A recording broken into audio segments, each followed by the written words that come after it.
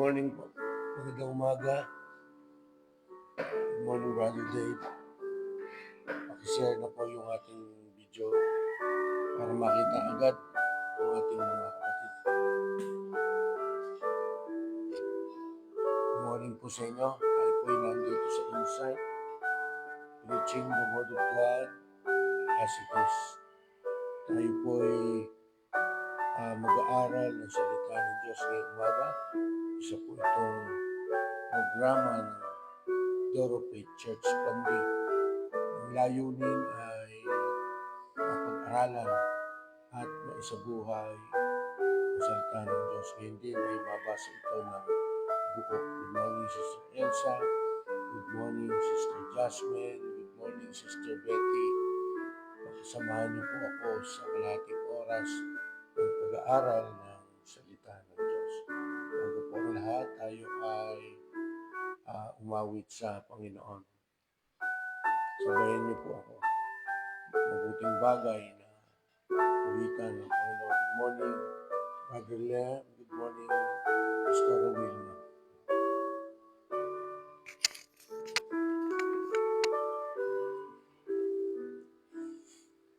The steadfast love of the Lord never ceases. His mercies never come to an end. They are new every morning, new every morning. Great is thy faithfulness, O Lord. Great is thy faithfulness.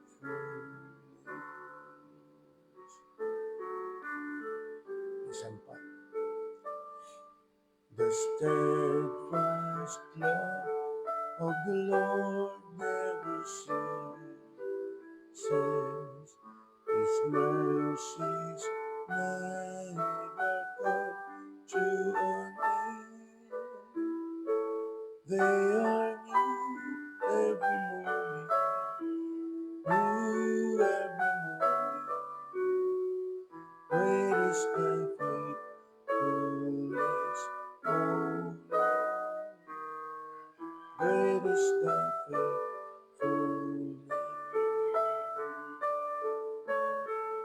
Hallelujah. Purihin natin ang Panginoon. Good morning, Sister Jessica.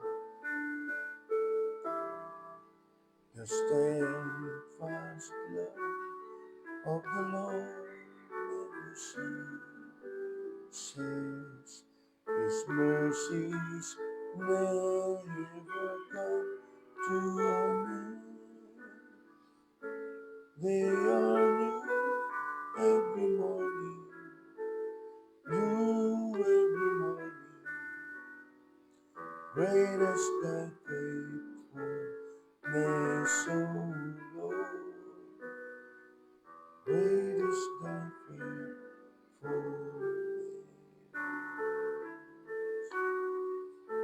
Hallelujah. Tayo po'y manalangin. Ama, purihin ko kayo, dakilang Diyos, sa iyong kabutihan. Salamat sa umagang ito. Ay pinagkaloob mong muli sa bawat isa sa amin. Humingi po kami, Panginoon, ng pagsama ninyo, inyong paggabay. Bigyan niyo po kami ng pagkakataon, Panginoon, na maunawaan ang inyong salita. Huwag matutulan ang mensahe na galing sa inyong salita.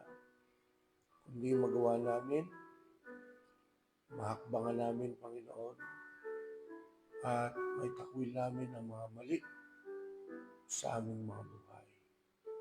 Hindi maiwan, Panginoon, ang mga bagay na nais mo lamang para sa amin. Purihin po kayo. Ito po ang aming dalangin, Panginoon, sa pangalan ng Panginoong Jesus. Amen. Morning, Sister Neri. Morning po. Ang ating pong pag-aaralan ay nasa Romans chapter 6. Kung may Bible, pwede niyo pong buksan at sabayan ako. Sabi dito, ano ngayon ang masasabi natin? Magpapatuloy ba tayo sa kasalanan para lalong madagdagan ang biyaya ng Diyos sa atin? Hindi maaari. Hindi maaari na magpatuloy po tayo sa pagkakasala dahil ang kasalanan ay wala ng kapangyarihan sa atin. Di ba ninyo alam na noong binautismohan tayo kay Jesucristo, nangangahulugan ito na kasama tayo sa kanyang kamatayan.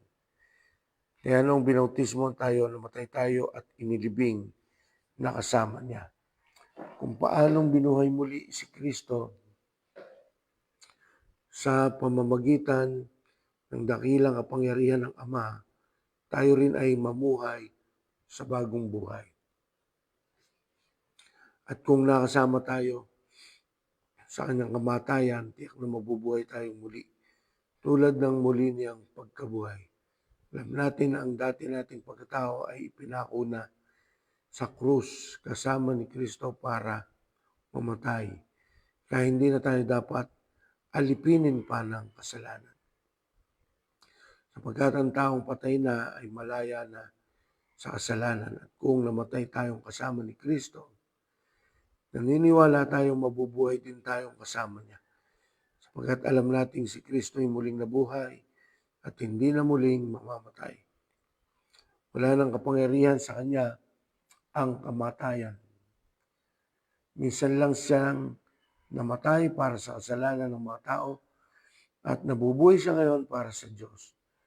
At dahil na kay Kristo Jesus na kayo, ituring ninyo ang inyong mga sarili na patay na sa kasalanan at nabubuhay na para sa Diyos. Huwag na ninyong paghariin ang kasalanan sa inyong katawang may kamatayan para hindi na ninyo sundin ang masamang hilig nito. Huwag na ninyong gamitin ang alinmang bahagi ng inyong katawan sa paggawa ng kasalanan. Sa halip, ialay ninyo ang inyong sarili sa Diyos bilang mga taong binigyan ng bagong buhay. Ilaan ninyo sa Diyos ang inyong katawan sa paggawa ng kabutihan, sapagkat hindi na dapat maghari pa sa inyo ang kasalanan. Dahil wala na kayo sa ilalim ng kautusan, kundi sa ilalim ng biyaya ng Diyos. Good morning, Sister Bodette.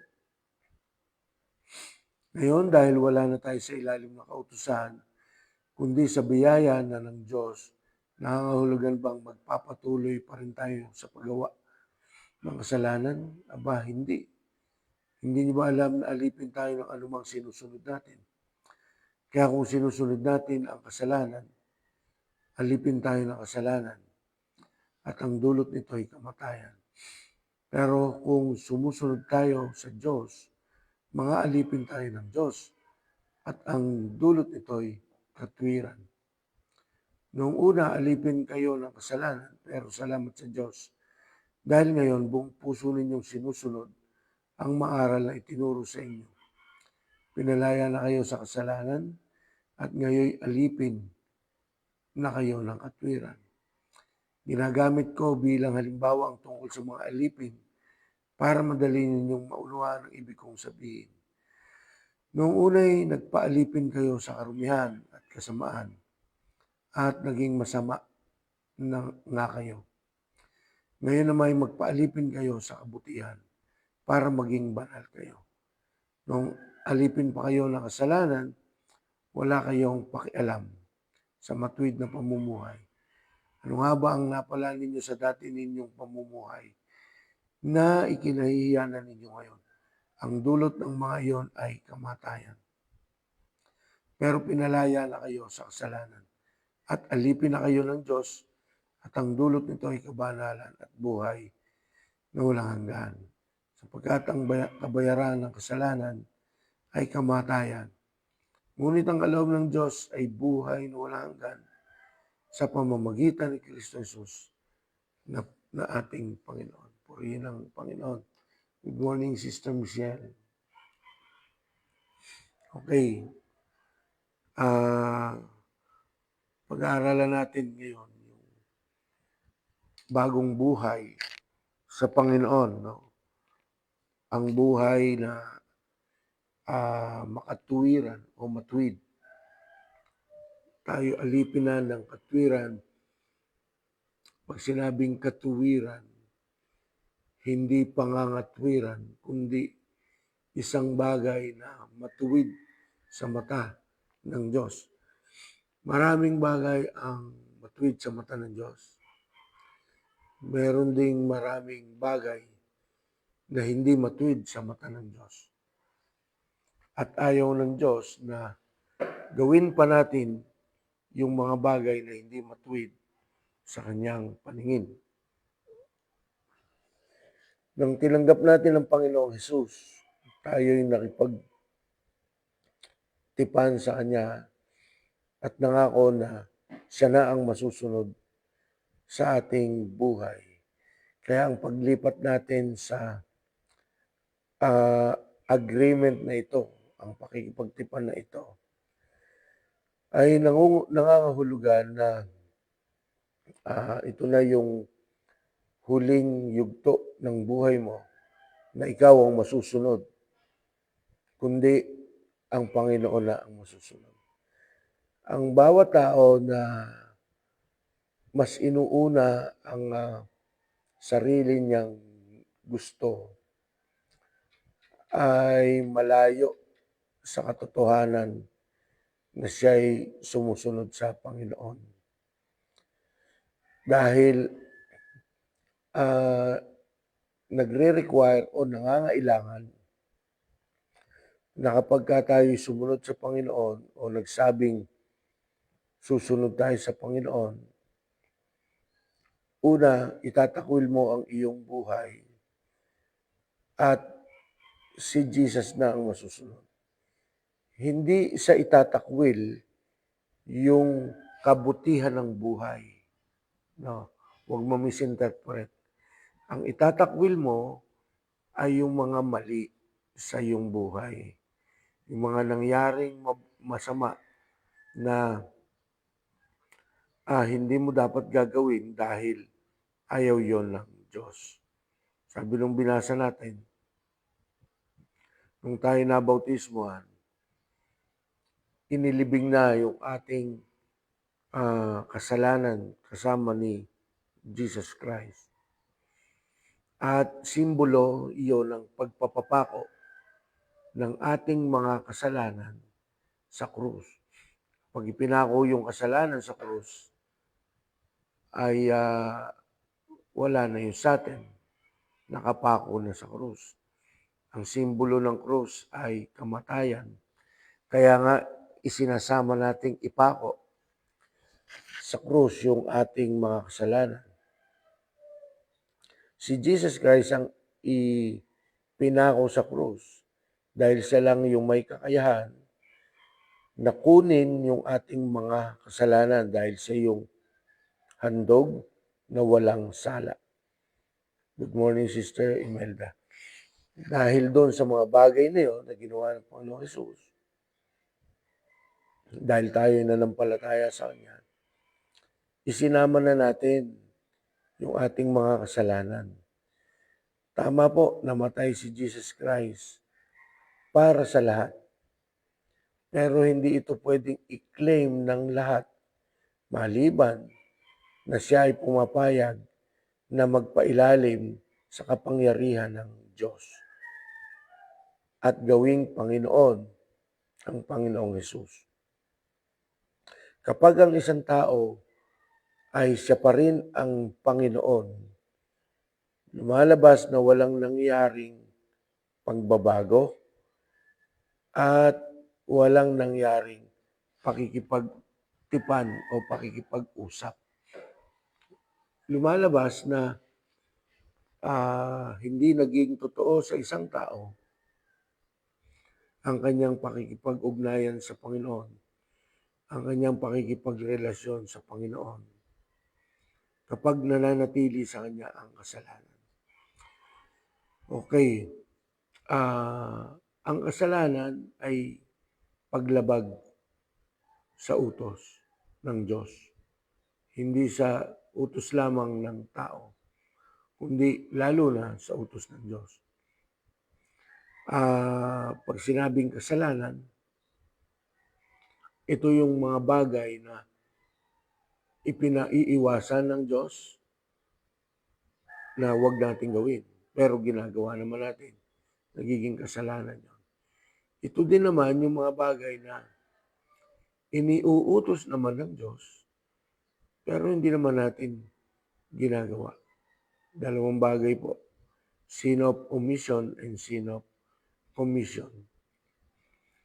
Una, sin of commission. Mga bagay na sinasabi ng Diyos, huwag natin gawin. Marami po yan, mga bagay na masasama, huwag natin gagawin. Pagpatay, pagnanakaw, panloloko, panlalamang, pagsisinungaling, pag-iisip ng masama, pagbibintang, paninira ng kapwa. Yan, mga bagay na masama. Ang sabi ng Diyos, huwag gagawin. Kaya ang tawag doon ay sin of commission. Ayaw ng Diyos na gawin natin. Kapag isang bagay, hindi ipinagagawa ng Diyos, pero ginawa mo, kasalanan niya. Okay? Hindi pinagagawa ng Diyos, pero ginagawa mo, kasalanan. On the other hand, yun naman tinatawag na sin of omission, ay mga bagay naman na mabuti. Ipinagagawa ng Diyos naman. Pero sa kabila ng ipinagagawa niya, ayaw mo namang gawin. The same thing, kasalanan po yun. Isang bagay na ipinagagawa naman, ano yung bagay na ipinagagawa ng Diyos? Aba, yung mabubuting bagay. Pag sinabing gusto ng Diyos gawin natin, mabuti yun. Authorize tayong gawin yon. Malayang gawin. Gusto ng Diyos na gawin yung mga bagay na yun. Nagiging kasalanan kasi hindi mo ginagawa. Kaya yung pagiging born again o pakikipagtipan sa Diyos, dalawang bagay. Hindi na gagawin yung masasama at gagawin naman yung gustong ng Diyos na mabubuting bagay. Nagiging kasalanan pareho kahit yung isa ay mabuting gawin. Kung hindi mo naman binibigyan ng pansin. Okay. Nabanggit ko kanina na yung ayaw ng Diyos ay yung mga bagay na diretsong masama. Magbigay tayo ulit ng halimbawa. Sabi ng Diyos, huwag kang sasamba sa Diyos-Diyosan. Hindi niya ipinagagawa. Unang utos yun. Exodus chapter 20. Nandun yung 10 Commandments. Sabi niya, huwag kang sasamba. Huwag kang yuyukod. Malinaw po yun na hindi niya ipinagagawa. Pero kung patuloy mong gagawin, ito ay kasalanan. Sabi sa verse 23 nung binasa natin, ang kabayaran ng kasalanan ay kamatayan. Kamatayan. Kabayaran ng paggawa mo ng kasalanan ay kamatayan. Hindi labang pisikal, kundi pati spiritual na kamatayan. Totoong mamamatay ang tao, mabuti at masama. Pero may hahantungan pa na spiritual na kamatayan ang isang tao, isang parusa sa kanyang buhay na walang hanggan sa impyerno. Buhay na sabing patay dahil walang hanggan siyang magdudusa sa kanyang nagawang mga kasalanan. Isa yon sa mga ayaw ng Diyos na ipagawa. Pero ginagawa natin. No? Maraming gumagawa. Nagsisinungaling, sumasamba sa Diyos-Diyosan, hindi sumusunod sa magulang, hindi sumasamba ng linggo. Sabi ni Lord, samba kayo naman. Ito naman yung isang side. Pinagagawa naman niya.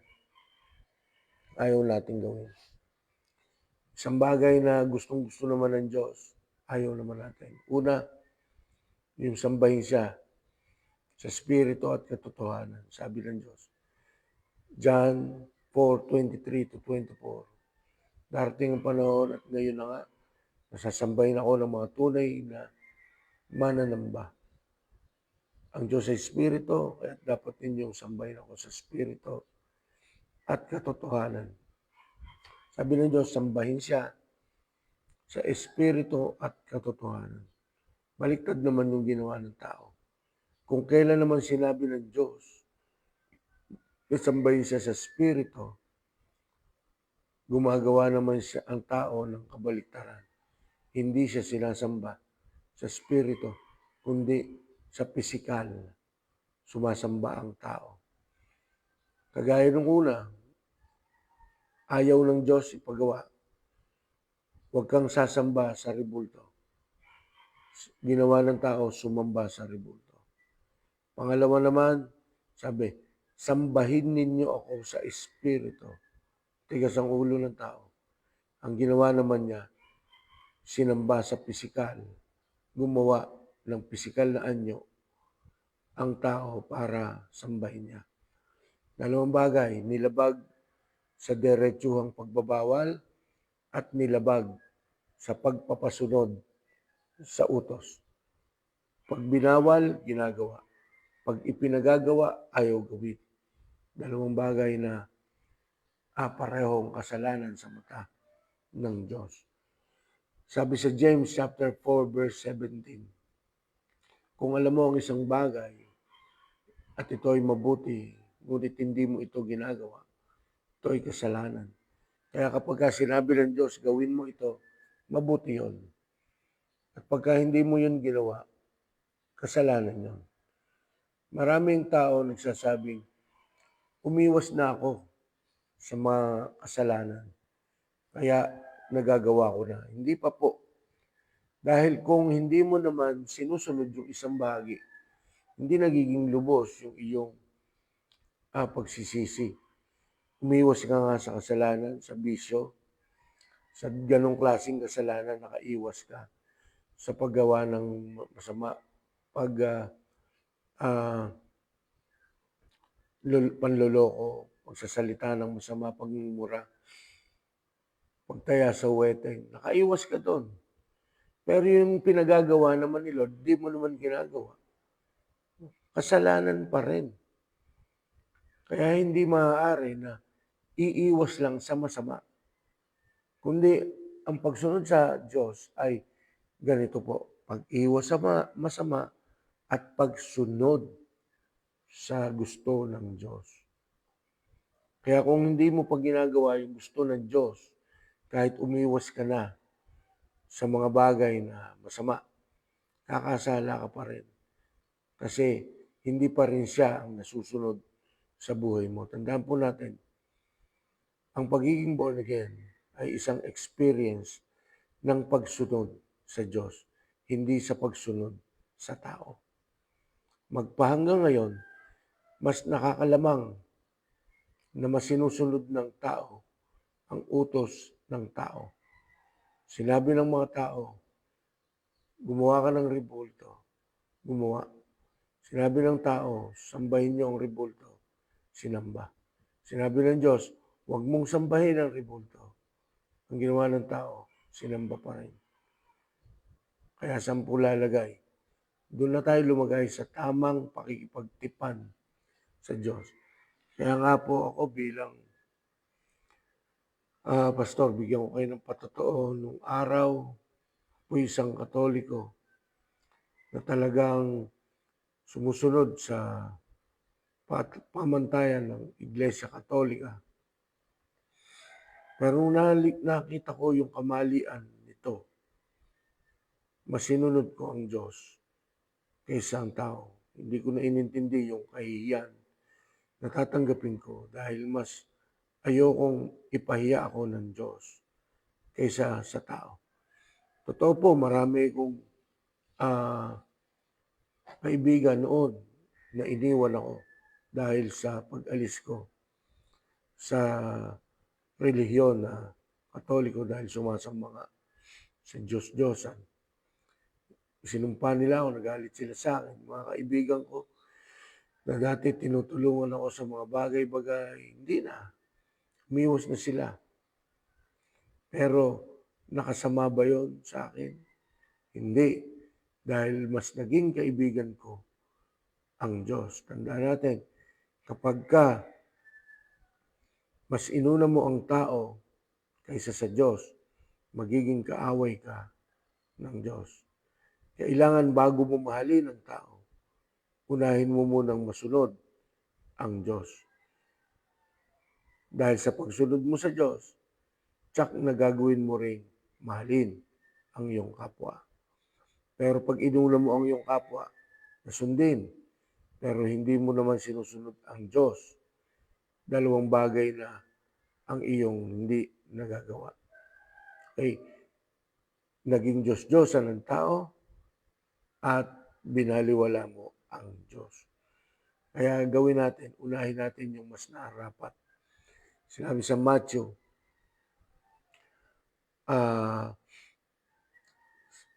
mahalin natin at sambahin natin ang Diyos una sa lahat at pangalawa ang kapwa. Unahin ang Diyos, pangalawa lang ang kapwa. Kapag ang sinunod mo ay patakaran ng tao, hindi mo inuuna ang Diyos. Ang inuuna mo ay ang kapwa. Pangalawang bagay, saan ba tayo magiging matuwid? Malayo sabi doon sa binasa natin, hindi na tayo alipin ng kasalanan, alipin na tayo ng Diyos. Okay? Dapat ay hindi na tayo gumagawa ng kasalanan. Kung patuloy ka, kapatid, sa paggawa ng kasalanan, physical man, mental,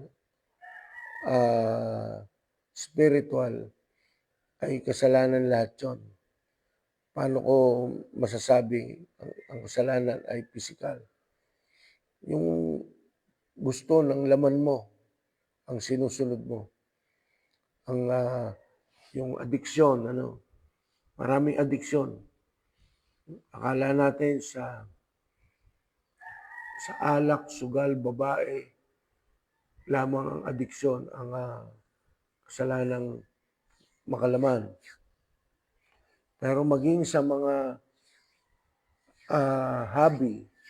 hobbies na mali, na sumusobra at naaagaw ng mas malaking porsyento ang iyong buhay, at nababago nito ang takbo ng iyong kaisipan. Ito'y lust of the flesh. Kahit yung mga video games, kahit yung mga panonood, kapag naapektuhan nito yung buong pagkatao at nahihiwalay ka nito sa mabubuting bagay patungkol sa Diyos, kagaya ng devotion, prayer, and Bible reading, nahihiwalay ka ng mga bisyong yan, kasalanan yan, physical. Ano naman yung kasalanan mental? Yung klase ng pag-iisip mo na baluktot. Kapag ka may sinasabi ang Biblia, na diretsahang sinasabi niya sa iyo yung ganitong bagay at pinagagawa niya, pero tinututulan mo iyon ng iyong isip, nagkakaroon ka ng kasalanang mental. Bukod sa mga pag-iisip ng masama sa kapwa, bukod sa mga pagpaplano na mali, bukod sa mga bagay na iniisip mo na hindi karapat-dapat, kasama na rin yung pagtutol sa salita ng Diyos na sinasabi niya na tinututulan mo sa iyong isip. Kahit alam mo na diretsuhan ang sinabi ng Panginoon, pero timututol yung isip mo at hindi mo matanggap, kasalanan po yan. Ano naman yung kasalanan spiritual? Yung mga bagay na maka-Diyos ay kinatatamaran mo. Yun yung kasalanan spiritual. Pananalangin, pagbabasa ng Biblia, pagsishare ng salita ng Diyos, pagdalo sa gawain ng Diyos, pagdalo sa mga pagtuturo, pagdalo sa mga bagay na nais ng Diyos na daluhan mo, pag-involve sa ministeryo sa church. Yan ay mga spiritual sin against God. Kasi binigyan tayo ng Diyos ng kakayahan na maging parte ng kanyang katawan. Pero kung ito itinututol mo naman, lumalabas na ang iyong spirito ay tumatanggi. Kahit alam mo sa sarili mo kaya mong gawin isang bagay, pero itinututol mo naman dahil inilalayo mo ang iyong sarili sa paggawa nito. Nagiging kasalanan ito sa Panginoon. Tandaan po natin, hindi po mahirap maging born again. Hindi po mahirap. Ang importante lang, matuto tayong sumunod unti-unti. Kung dati hindi tayo nahihiya sa paggawa ng masama, dapat ngayon, lalo tayong huwag mahiya sa paggawa ng mabuti. No? Kung dati humahawa ka ng mic, kanta ka ng kanta, kendeng ka ng kendeng, sayaw ka ng sayaw, nakikita ka ng mga tao, kahit alang kwenta-kwenta yung ginagawa mo, sige, sayaw, sige, yugyog. Hindi tayo nahihiya. Pag nagmumura, hindi tayo nahihiya. Pag gumagawa ng masama, hindi tayo nahihiya. Pag nakalamang sa kapwa, hindi tayo nahihiya. Pinagmamalaki pa natin minsan, nakalamang tayo. Pag nagyabang tayo, pinamamalita pa natin yung ating kayabangan. Hindi tayo nahihiya. Kung doon sa mga bagay na yun, hindi tayo nahihiya. Dapat ang hindi mo ikahiya ngayon ay yung mga bagay na ginagawa mo, dapat natin gawin para sa Diyos. Kung ikaw ay pinagbabasa ng Biblia, magbasa ka, huwag mo ikahiya. Kung pinagdadala ka ng Diyos ng Biblia, dalin mo, huwag mo ikakahiya. Kung gusto ng Diyos na i-share mo ang kanyang mabuting balita, gawin mo i-share, huwag mo ikahiya. Kung sinasabi ng Diyos, tumulong ka sa gawain sa loob ng church, makibahagi ka bilang isang kaparte ng katawan ng Panginoon. Gawin mo yon at huwag mong ikakahiya. Amen? Tayo'y alipin na ng katwiran, mabuting katwiran ng Diyos, hindi yung masamang katwiran ng tao. Doon dapat tayo nagpapaalipin. Intindihan po ba natin mga kapatid? Salamat po sa inyong pagsama. Mamaya po prayer meeting. Galiin natin na sama-sama tayo dito sa church. Magpanalanginan. Napakamakapangyarihan po ng panalangin. Sabi ng Biblia, ang panalangin ng isang taong matuwid ay mabisa at epektibo. Kaya magpakatuwid tayo para yung ating panalangin ay maging mabisa at epektibo. Sama tayo ng mga dadalo. Okay. Maging normal sa atin yung mga bagay na mabuti ayon sa Diyos. Huwag tayong tatamarin magbasa ng Biblia. Pati yung personal devotion, napakasimpleng bagay gagawin. Huwag nating pahirapin. May mga bagay na mas mahirap, ginagawa tayo. Pero sa pagbabasa ng Biblia na napakadali namang gawin, ayaw natin gawin.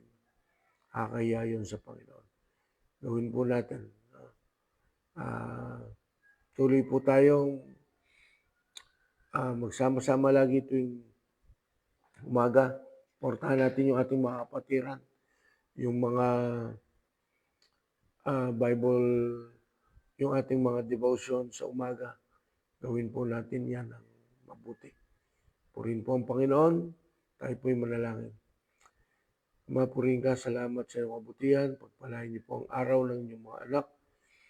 Ang iyong pagsama ay huwag niyo pong aalisin sa bawat isa sa amin.